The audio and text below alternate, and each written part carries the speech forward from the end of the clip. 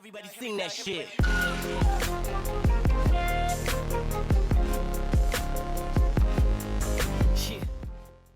I was trying to think of how to pronounce your name in an English accent.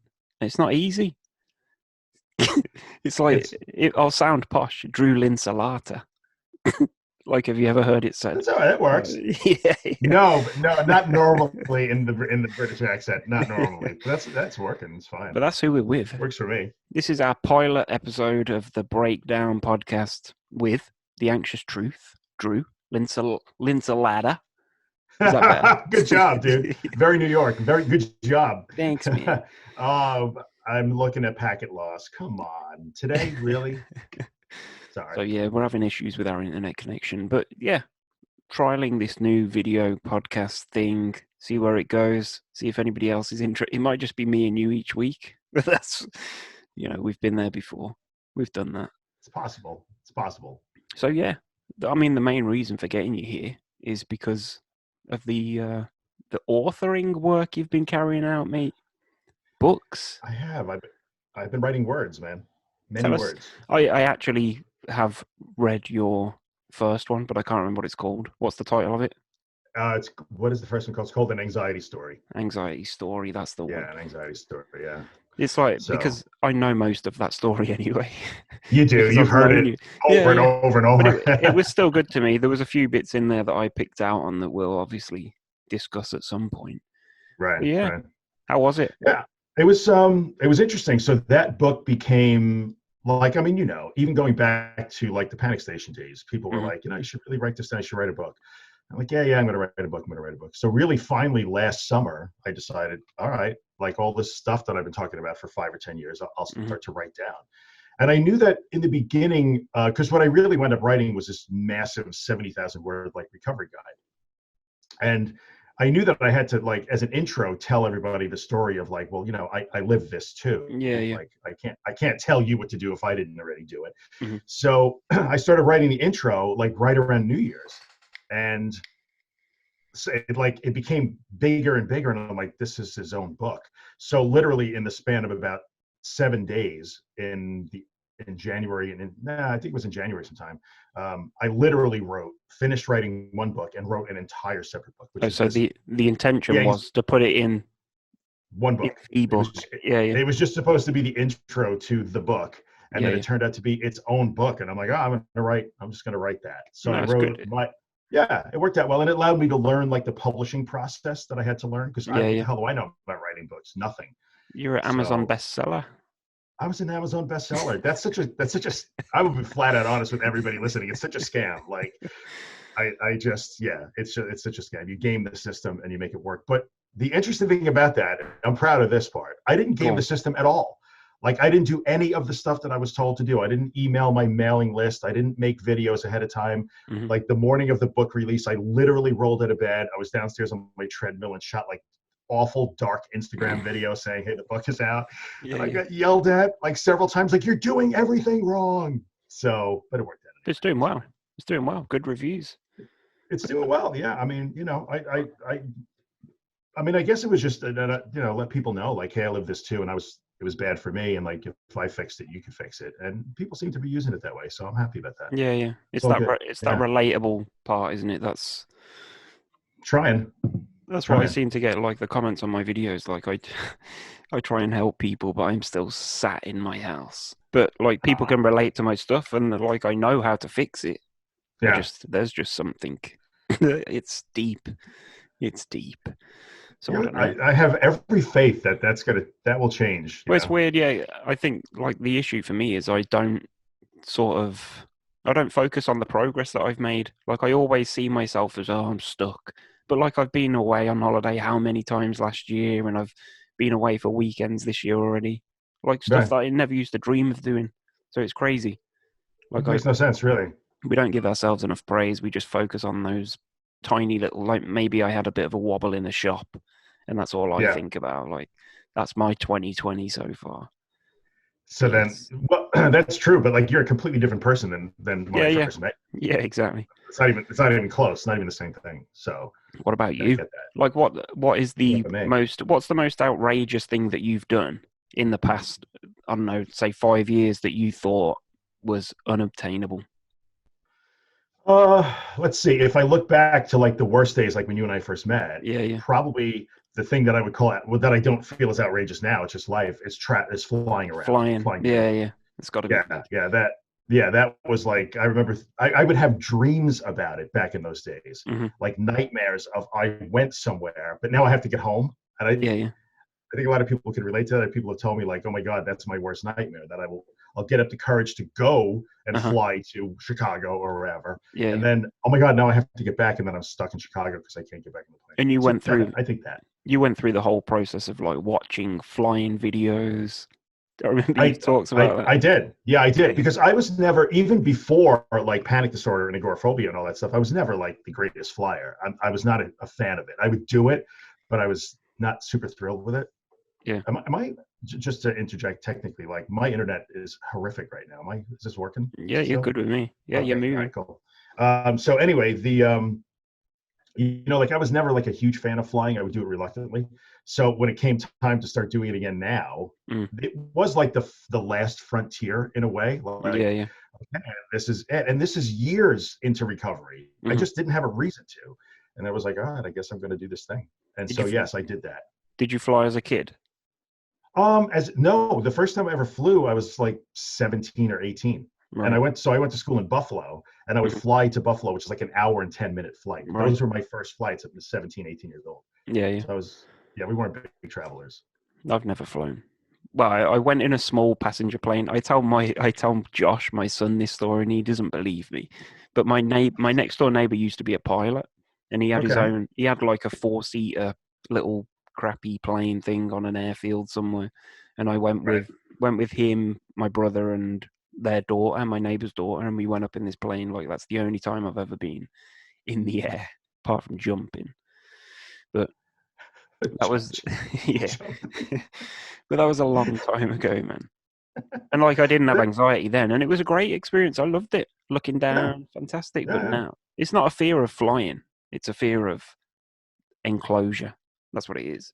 Yeah. For me, I think if I think back to my worst days, the thought of flying, I mean, I was a fearful flyer anyway, which I've now Mm. gotten over. I don't really care anymore. But um, being yes, like what if I'm in this plane? I can't do anything and I'm just in Yeah, kind of panic and like there's nowhere to escape to. That was the fear.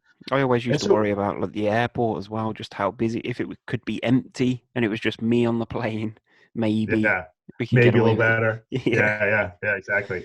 Yeah, it was a little bit of a crazy thing. And what struck me was like I was years into not even thinking about like an anxiety problem.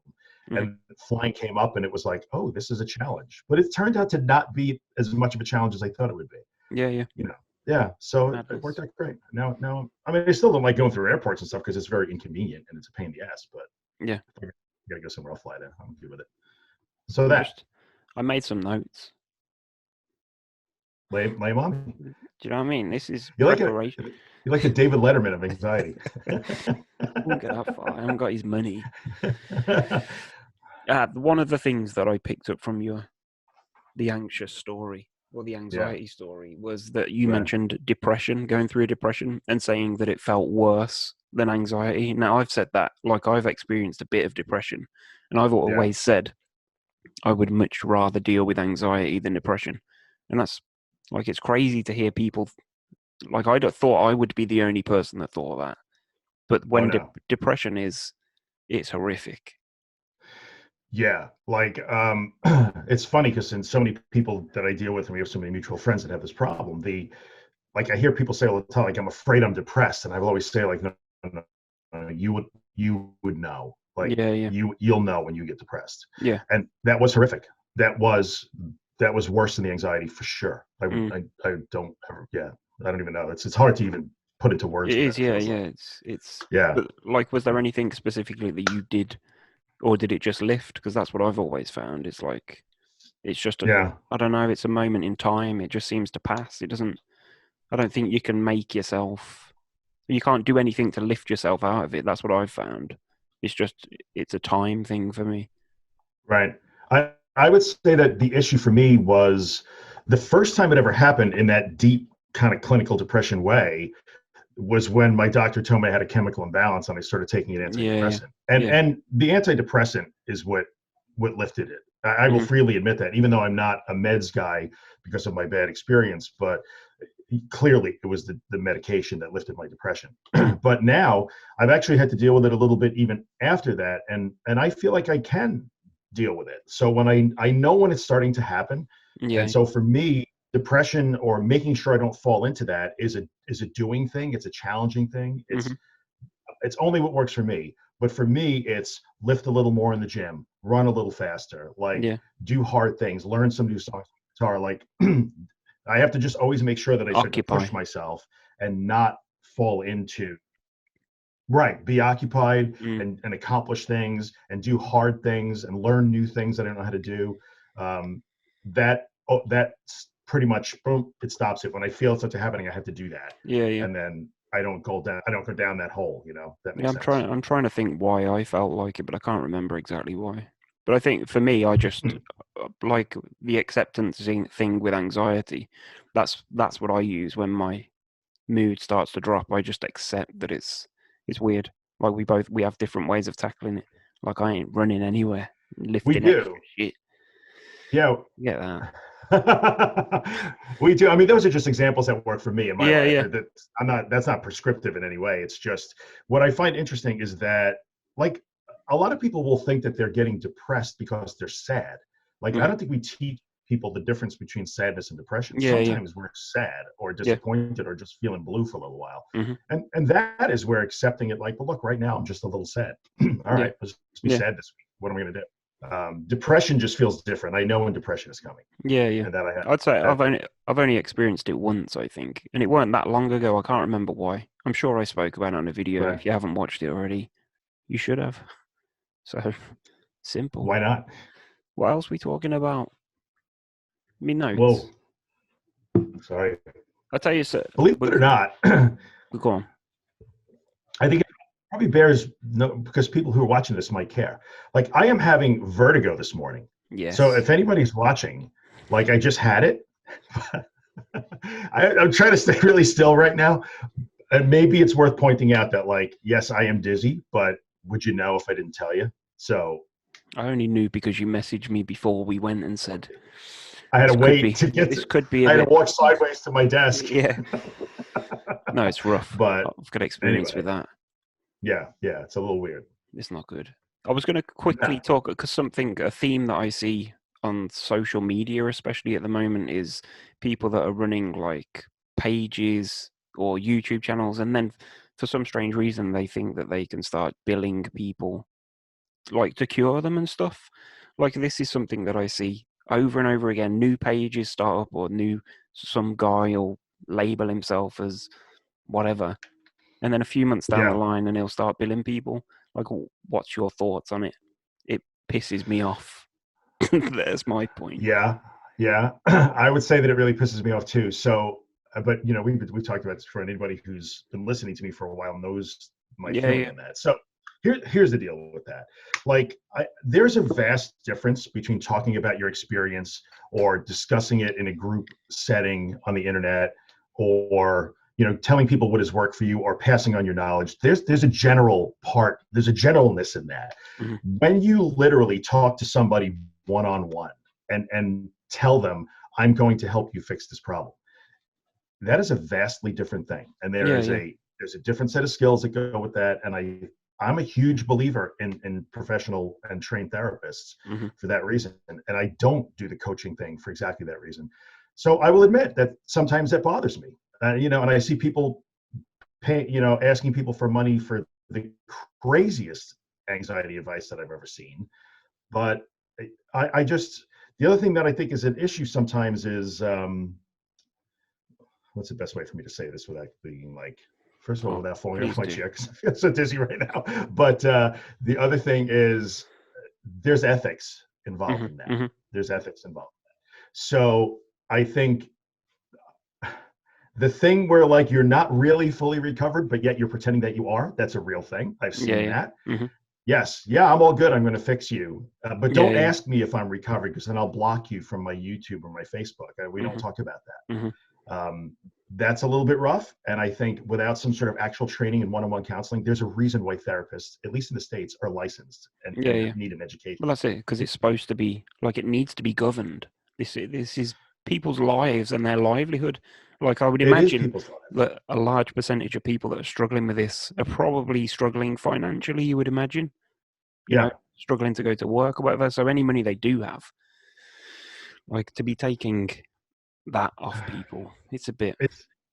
It's a little tough. I think, I try not to I'm not trying to throw stones at anybody, I guess, so much. I mean, helping is helping, and we're all trying to help in our own way. And I guess that's good. But I just, I know that there are certifications that people can go through. So that certainly helps to a certain extent. But to me, there's just something really sacred about that one-on-one. There's a Yeah, trust, yeah, there's an intimacy in that. And like, I don't feel qualified to do hmm that, yeah, an yeah, occasional Facebook Messenger chat is as far as I might go with that. Is yeah. I Exactly can't the coach same. somebody. Yeah, yeah. I was never It's trained to do that. yeah, yeah. So I always try and tell people, like, go and find a qualified therapist if you can. They're hard to find, and I know you guys struggle with it too in the UK. Mm. But I would tell you to pick a therapist over a coach every day. Every day. Yeah, I guess because if we can't rely on the NHS over here, because the funding, the services just aren't there. Like you've got to go private, and then it's like you've said so many times, finding somebody that specializes Yeah. in these kind of conditions. That's where it, because they all just put it on their LinkedIn profile or whatever. Yeah, bereavement, marriage Right. counseling, anxiety, depression, eating disorders. They're specialists in all of it. I did, I guess it was about a month and a half or so ago. I did a little 10-minute sort of mini podcast that was really just a rant. I didn't put Mhm. it, it wasn't even a You're good at podcast that. episode. And I did. And I really, it actually got a whole lot of traction. And it wasn't even about coaches, it was about therapists and the misapplication of different paradigms in therapy. So, even in therapy, there are people who are trained to specifically treat anxiety disorders because they are kind of their own thing. And we Yeah, have yeah. ways that the treatment is so effective.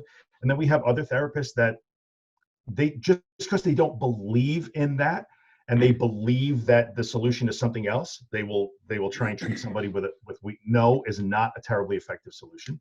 Yeah, yeah. And I think that's wrong. I think ethically that's wrong. And then the same thing holds true for the online coaching community.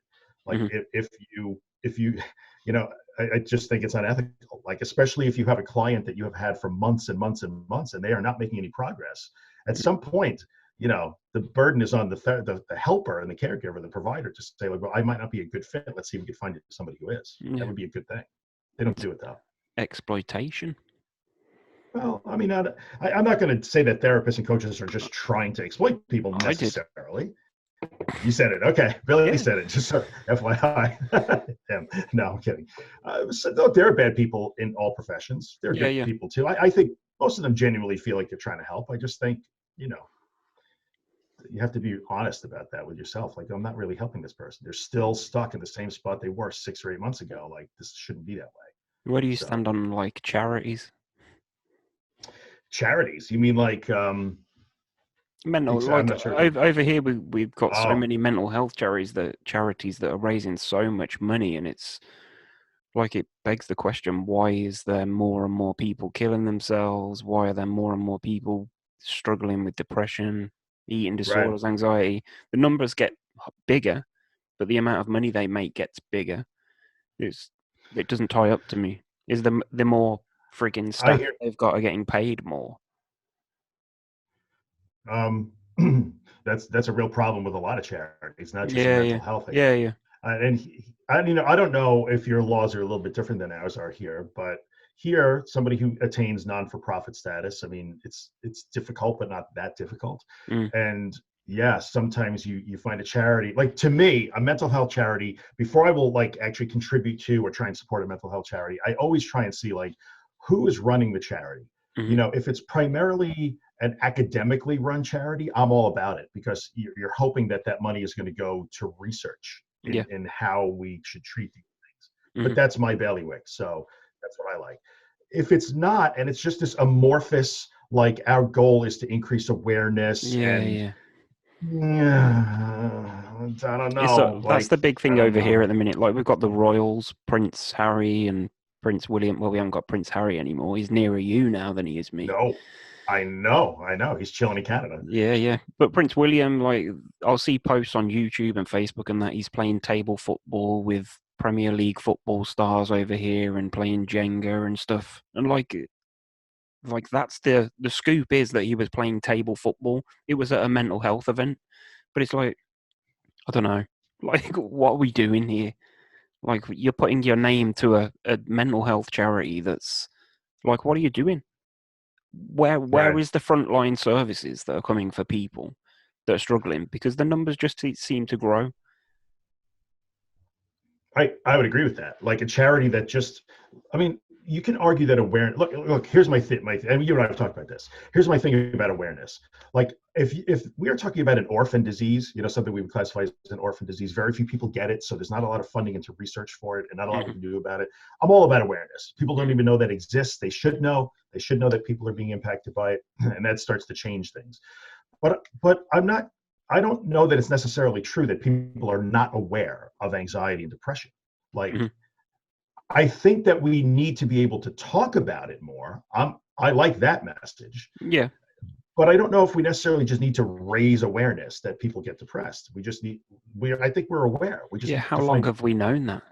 a very long time. Yeah, But we still suck at talking about it. So yeah, yeah, let's maybe change the focus from like we need awareness to like, well, we need to be able to actually discuss it in a productive way, yeah, as yeah. opposed to just acknowledging it. I think Acknowledging it is as great, but well, it like doesn't help. people using the term like that they're having a panic attack because they forgot their school books or stuff like that. Like that kind of waters it down. Like that's maybe why people are a bit afraid of talking about like I don't know, like saying you've got anxiety is different to saying you've got a anxiety disorder. I That's think true. it's all blended into one sort of. It's just you struggle with your mental health now. Like well, so Yeah. does everybody. That's kind of the response that you get. I agree with that. And I think the fact that the word anxiety or even depression has been watered down a little bit Yeah, yeah, because we see that's that awareness thing. We talk about it all the time. yeah, We yeah. use those words constantly every single day. We just don't use them in a productive way Mm. because there is a vast difference between I'm anxious or I'm stressed or I have anxiety or even I had a panic attack and I am stuck in my bathroom afraid to go to any other room Yeah, and I'm yeah. afraid to eat any food or I'm afraid of my own heartbeat. Those are vastly different things. And I think we it's probably should try and have a better discussion about the yeah, yeah. differences It's there. the people that are stuck in their bathroom that don't talk about it, and they're the ones that need the bloody help. They're the ones that don't get reached by Prince Soddin William. Probably right. Probably right. And I It's think like that, that needs to be discussed more yeah, for yeah. sure. Like I've seen, and been invited to so many different like events and I don't know, different freaking organizations holding like meetings and stuff like that. I get invited all the time, but Yeah, like I struggle with anxiety, so I ain't gonna go. So I ain't gonna give you no feedback. So the only people that are turning up telling you how to improve things are people that don't know what it's like to live with it. Or maybe there's a few people that have recovered that go, but yeah, there's a whole quagmire of people that just don't know where to bloody turn. Buy the that's book. true. Buy the book. But See? look, I don't. I'm not, don't buy my book if you think that it's going to like magically fix you. Um, that's nobody can do that. Only you can do that. But in the end, I think that's true. And then you get a skewed view of it also. Mm. Like the people who are mostly talking about it might be the people who are unaffected. And look, I am well aware that there are public figures that have been affected by Yeah, this, yeah, and they do come out and talk about it, and that's great. And they're yeah. helping, I think. Hmm. But I think one thing that's a little bit difficult is some of the generic advice that we hear bandied about when we hear the words depression and anxiety are useful for human beings. Don't get me wrong, like learning to love yourself is a super important thing. Learning Hmm. to like stress management is a really good thing. We should all do that. I'm just watching my internet just suck worse and worse That's as we go. fine. But Don't worry anyway, about it. that's all right. I won't worry about it. But anyway, I think the generic advice that people are given that like when you're having an anxious time, things you should do, the things you should focus on, the self-care, the compassion, the love yourself, the Hmm. toxic, get rid of toxicity, like those are all good general life Yeah, coach yeah, type advice yeah. things. But that means jack squat to Hmm. somebody who is crippled with agoraphobia or Mm-hmm. is in the grips of OCD to the point where they are terrified, literally terrified to put a bite of food in their mouth. Mm-hmm. That, sorry, it just is. And I Yeah, have yeah. a problem with that. And I think that's where the messaging gets a little bit lost. The generic messaging behind general good mental health, awesome, but we don't ever get to the point where we talk about, yeah, but it doesn't apply to some of these people. We need Yeah, to talk yeah. about different things for them. Yeah. Yeah. So as you can see, that strikes a nerve for me. Mentioning OCD there, like I'm thinking coronavirus, like germaphobes, health anxiety. What's it like over there? Yeah. Oh God. What's the media Like, coverage like? you know what? I think it's interesting. Like, I try to, we literally in my Facebook group the other day, me and a few of the admins, we made a little 20-minute video Mm-hmm. that we put in the group. And then we're restricting discussion of coronavirus into that thread with that video. And we Right. tried to basically say, look, here's a productive way to go to get your news from credible sources in limited quantities. And here's how we should talk about this that is productive, how to make a plan that, that's sane, not get caught up in, oh my God, oh my God, oh my God, we're all going to die. Mm-hmm. So I think that the media here hasn't been, I'm going to say they haven't been too bad. Now, part of it here, I think, is because we're in the middle of presidential elections. Yeah, So they yeah. have other things that will Mm-hmm. keep your attention. They probably are, look, they're in the business of eyeballs. We know this. Yeah. But I'm not going to go out and say, like, oh, they're just trying to terrify us so that we watch. I'm not sure that they're doing that. I think it's been okay. Social media, on the other hand, not so much. So, like, people ask me all the time, like, what do you think we should do about coronavirus? Like, well, first of all, why asking me? Like, I'm not an epidemiologist. But second of all, I would say don't get your news about coronavirus from whatever whatever ministry it is in the UK that's in charge of that, or the CDC in the US, or the World Health Organization. Don't get your information about coronavirus from your Facebook friends. On That's YouTube. bad. Yeah. Right. Don't get it on YouTube unless it's I a mean, CDC video or a World Health Organization video. Don't get it from that. I It's did bad. post. I did post on YouTube about Corona, but my advice was just like wash your hands, and that is pretty much the advice that we're getting over here.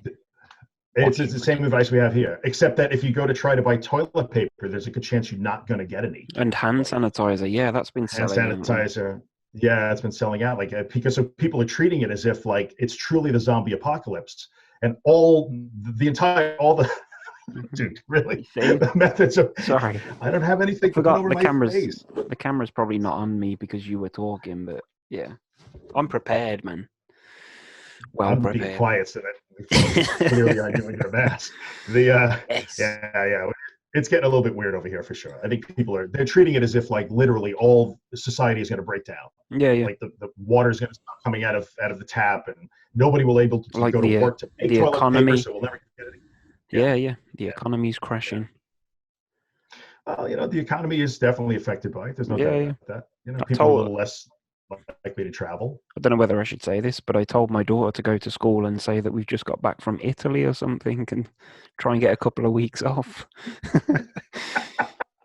Obviously, That's it was just evil. Tongue in cheek.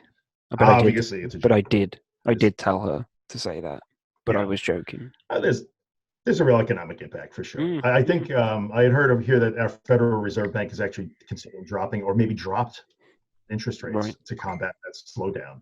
So I hear it's crazy. I haven't looked.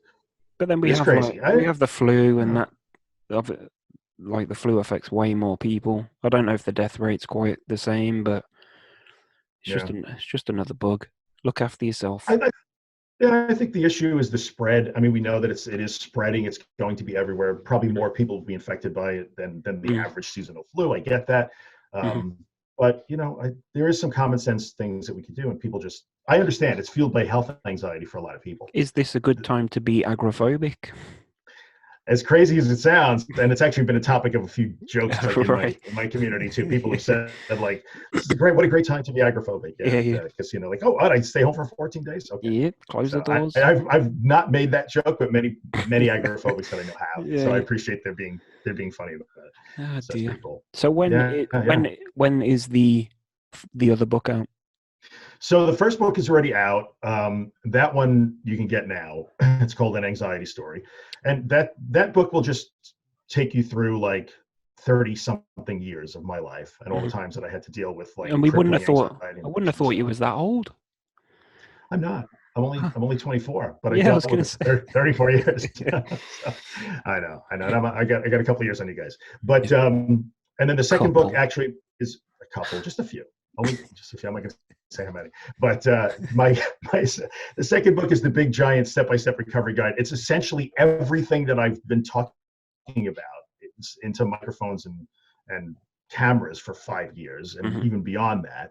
And that one is now being edited. I have like the world's greatest book editor. I have an editor. It makes me feel so That's fancy. good. I have That's to talk good. to. Hang on. Let me call my editor. Yeah, yeah. Hello, editor. Anyway, so she's got her work cut out for her, and that'll take a couple of months. So I'm going to say, where are we? Beginning of March, probably May, April, May, probably some May, middle of May, Yeah. something like that.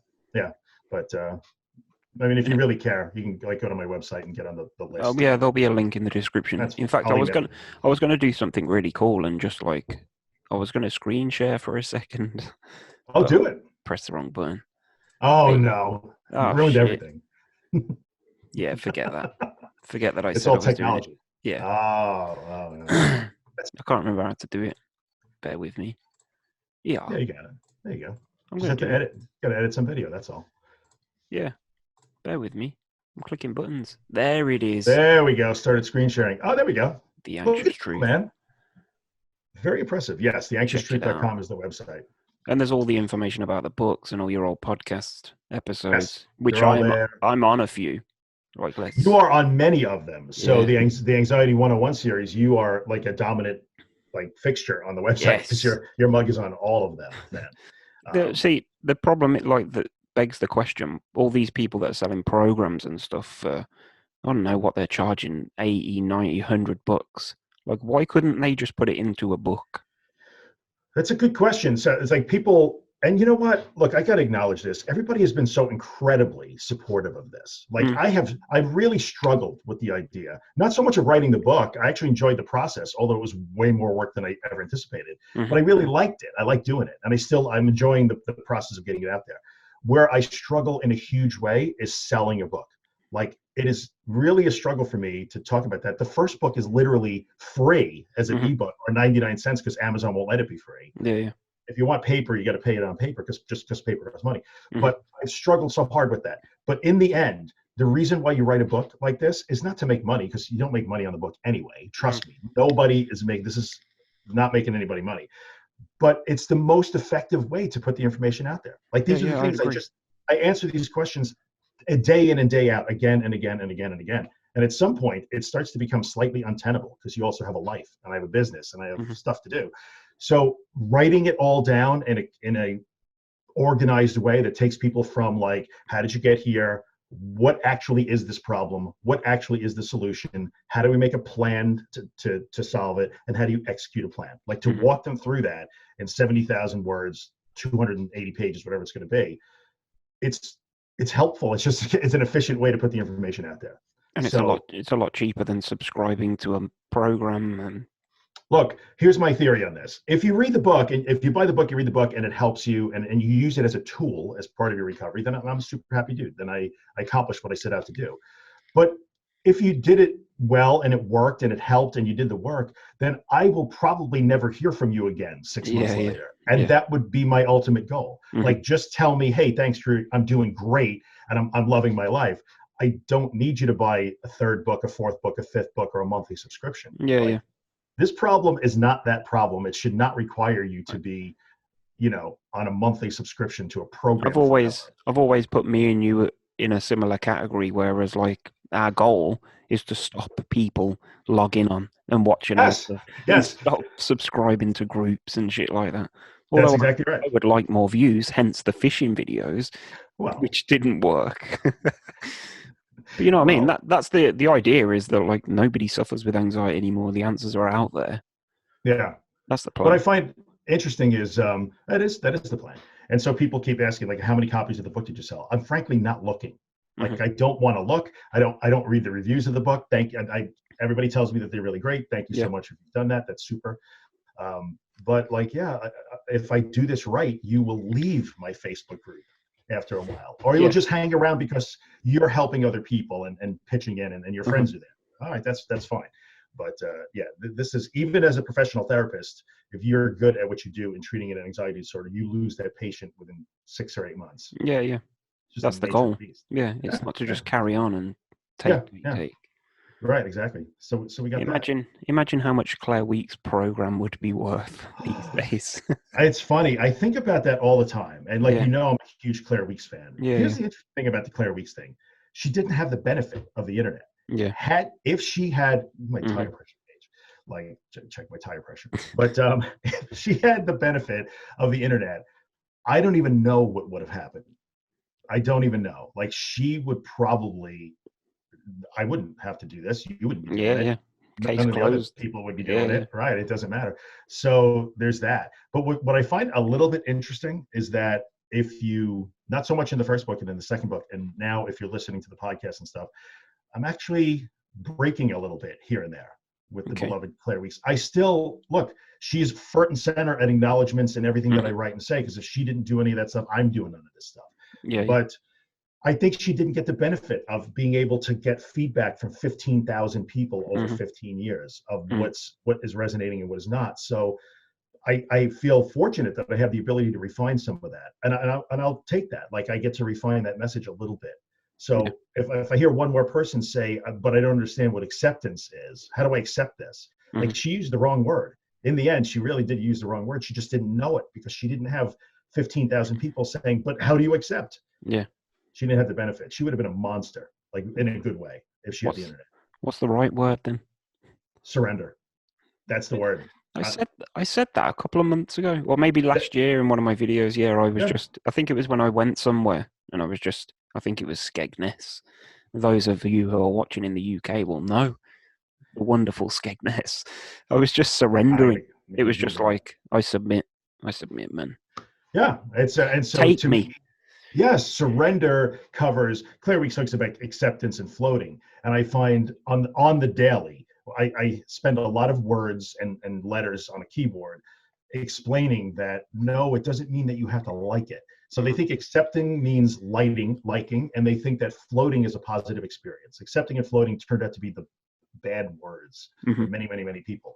So I've started using the term surrender and like being almost militant about it. Oh, that covers accepting and floating. Just give up the fight, let it kill you. Yeah, yeah. And then it won't, and then you can move on. So in so many words. So something that I don't know why this has just come to my mind, but something that touched me in the book that you've already released was your daughter saying that thing when you was doing something in one room and yeah.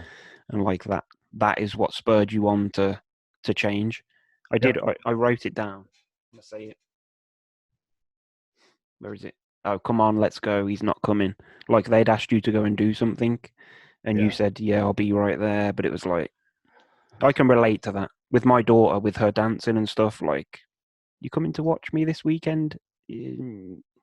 Maybe. That was absolutely, and I wrote it in that book. Like if there's a single point that the rest of my life revolves around, it is that exact moment. Like because that was probably the lowest moment I've ever had, and I have felt way worse than I did that day because I was medicated and I wasn't feeling anything that day. So it wasn't a bad day because I was anxious or depressed. It was a bad day because because of what I let the disorder turn me into, and that was the lowest point that I've ever had. And that you put that down to medication. I do. I flat out do. Like, and I wrote it down. If you guys want to go find it, go to the website and find the links. If you could read an ebook, I'm gonna put we'll put the link in the description. It's free, or it's not. If you could read an ebook, you get it for nothing. I just gave it away, so that's fine. But anyway, like I wrote about that. Yes, like I had this disorder. There's no doubt about that. The medication at the time, because I was clinically depressed, was a lifesaver for my depression for sure.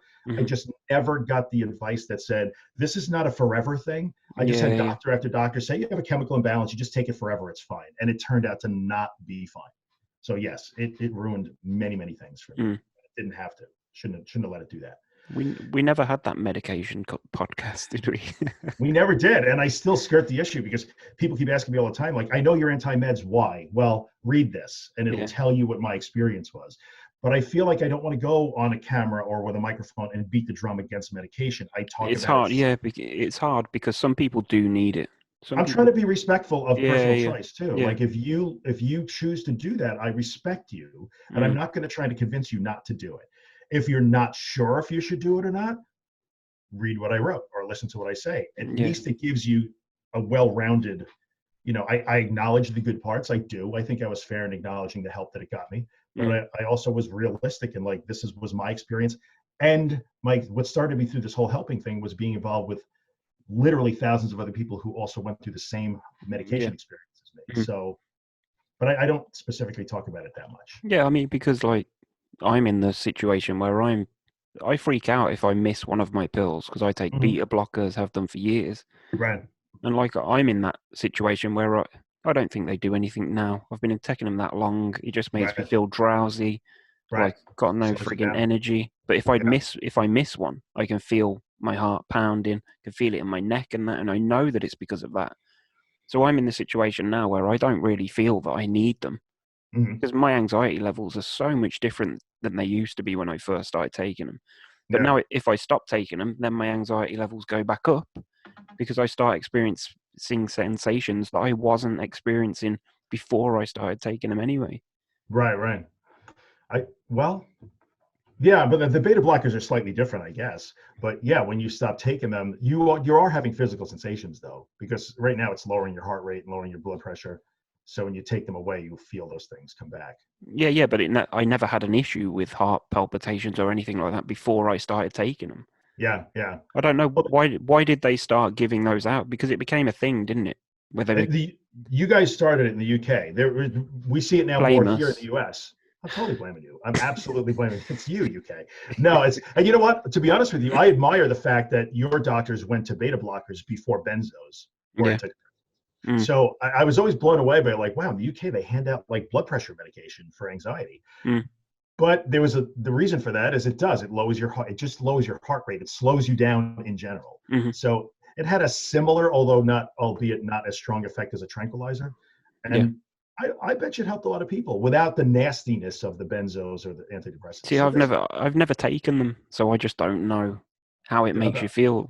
Like benzos or antidepressants or nothing like that. I've been offered them, but always shirked away. A benzo is a central nervous system depressant. It's like drinking. So if you ever drank too much, then you know what it feels like to take a benzo, like in the short term, Maybe. Whereas a beta blocker doesn't do that. It's not a CNS depressant. We won't get into the chemistry of it, but an antidepressant is changing your brain chemistry. Just we don't know exactly how. We know that's sort of what it does, but we're not sure how or why or how it's really working. And that's why we'll give you one and hope that it works and then increase your dosage. And if that doesn't work, we'll add a second one to counter the side effects of the first one. We'll take you off of that one and put you on this one and then try a third one. And then we'll add an antipsychotic to that because you can't sleep anymore. And sounds like a good idea. It sounds like fun, doesn't it?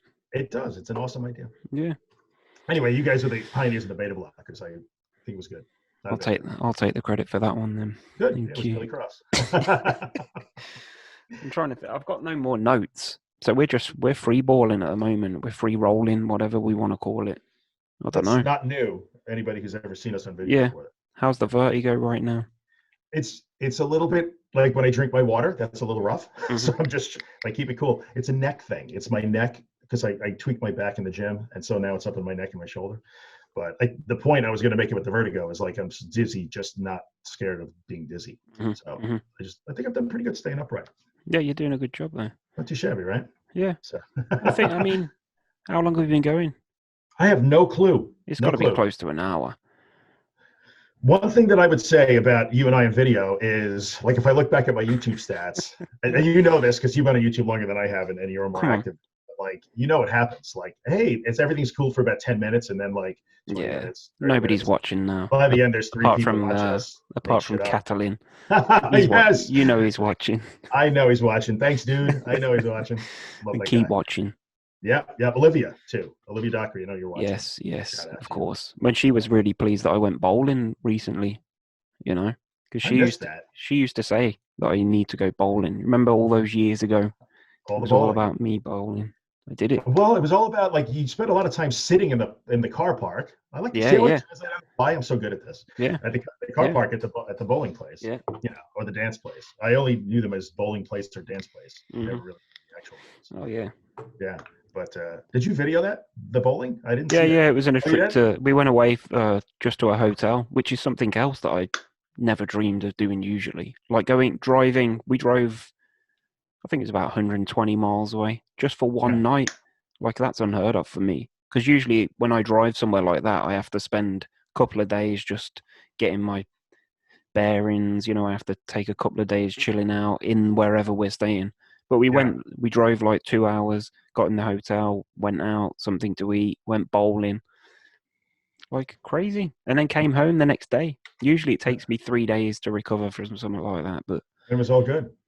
yeah, it was a good experience, man. And I won at bowling, so Oh, so what's not to love about that? you know. I shouldn't be bowling. I have no business bowling. I'm terrible. That's just awful. Oh dear. Oh God. So Anyway, yeah, so what else do you want to talk about? Anything in particular? I don't know, man. I mean, this is the pilot. I have got somebody lined up for my next episode already, but yeah, What I'm are you not. going to do? I don't know. Like, I could send you a whole bunch of people to talk to if you want. Well, this is what I need to find people to talk to, or to just listen to. Yeah. I thought I'd break myself in gently with somebody that I already knew. We'll talk about it off the air. I have somebody I totally want to hook you up with. Okay. I think you'll have a good time. Yeah. Yeah, it needs to be done. I mean, Yeah. this is where I want the channel to go, because for some reason I just don't get views. I don't know if anybody does. It's something that drives me insane. It is a strange thing, like that's an interesting. We're just again we're just making Yeah. those go along now. But Yeah. like what I find so interesting too is to see and my channel is small. I don't even have 3,000 subscribers yet, and I stopped caring. You get more views per video than I do.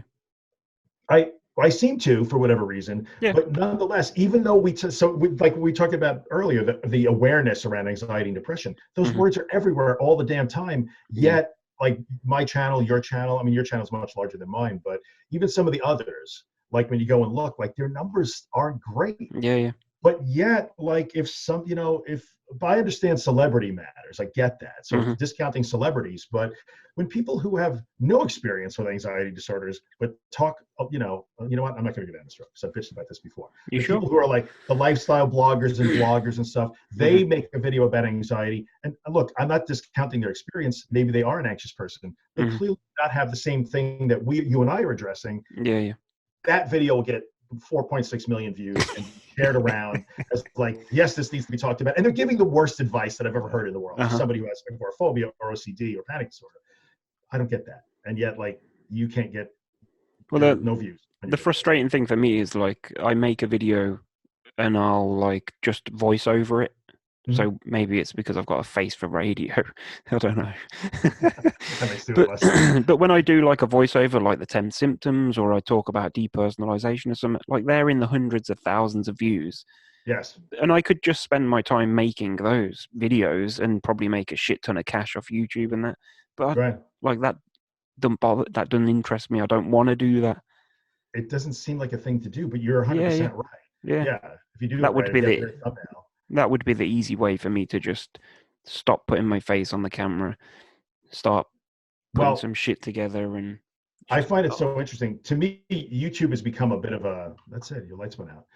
YouTube has become a bit of a. I didn't pay the electric bill. I hate when that happens. Like, I don't even necessarily care so much about YouTube. I'll publish there, but like the comment section on YouTube, although my comment section has been fine, and I appreciate people being respectful and nice, but the comment section is just ridiculous on YouTube. And I'll be honest with you, and like she's heard me say this, Holly, and Holly and I have done a bunch of videos together too. The videos that get the most views for me, and maybe because Holly's just awesome and she's really knowledgeable and she adds to it, which she definitely does, but she's in the thumbnails. So there's a pretty woman in the thumbnails, and those videos get naturally more views. And that just it erodes my faith in humanity. So like I just spent 30 minutes talking to a camera about how you can relate to your family about your anxiety disorder. That's really like people might watch that, they might, but if Holly's in the thumbnail, I'm watching that.